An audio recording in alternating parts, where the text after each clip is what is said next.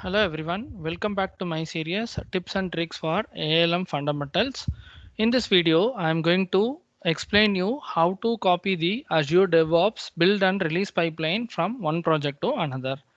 Typically, in a larger organization, if they are having the multiple projects and if you are starting the new project, generally what the DevOps, the admin, what they do is like they won't create the build and release definition for the new project. They used to copy the build and release definition from the existing project and import it into the new project.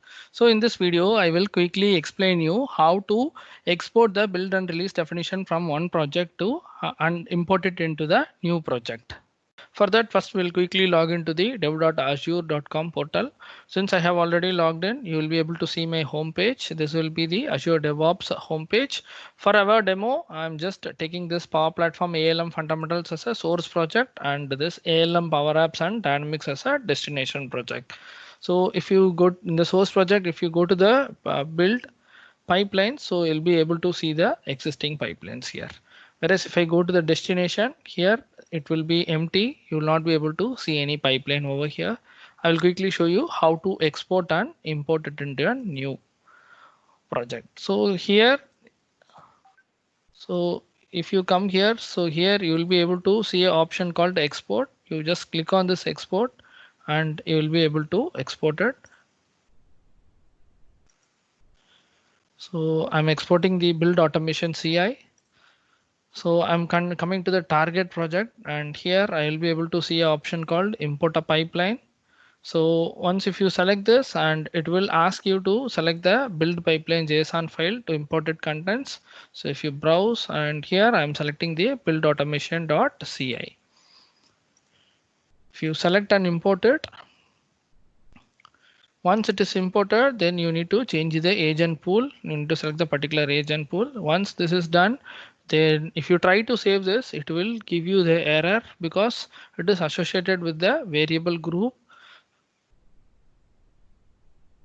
So if I try to save this, it will tell user does not have the variable group added to the pipeline and they are not found. So for that, what you need to do is like you need to come here and you need to unlink your variables and you need to go to the link variable group and you need to create your variable group and you need to link that variable group to this build definition and you need to run this one. Similar way, you will be able to export the VSTS release definition from the existing project and to the and you can import it to the new project and you will be able to run it. So by this, what I'm trying to say is like you, if you are starting the new project, you no need to create the VSTS build definition. So you can save lots of time by exporting the VSTS build and release definition from the existing project and import into a new project. Just we need to change the variables and we need to map this particular folders accordingly and then we'll be easily able to save and run this the VSTS build and release definition. This is the one of the tricks which I wanted to share with you all. So this is a quick video about how to copy the VSTS build and release definition from the one project to the other project. So yeah, similarly, I'm planning to do some more tips and tricks for the ALM fundamentals. So keep watching, guys. So I'll be coming with lots of videos on this. Thanks for watching. Thank you.